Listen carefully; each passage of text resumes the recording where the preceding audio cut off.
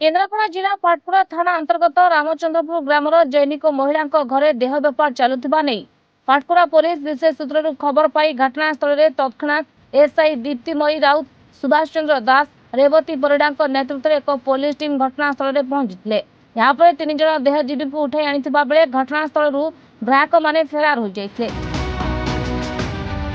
साधारण चर्चा उक्त महिला दीर्घ दिन धरी देह बेपार चलाई आसुଥିଲେ।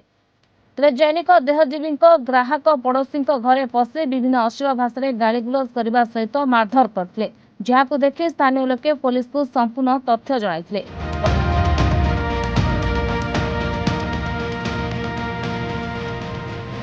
परे परे पुलिस पहुंची 3 जन देहजीवी को गिरफ्त करने सहित तदंत आरंभ करिछि। देह बेपार को नहीं नूतन भाव सरपंच निर्वाचित होइतिबा महिला सरपंच निर्मला नायक पाटकुरा थाना एक लिखित अभियोग करथिले।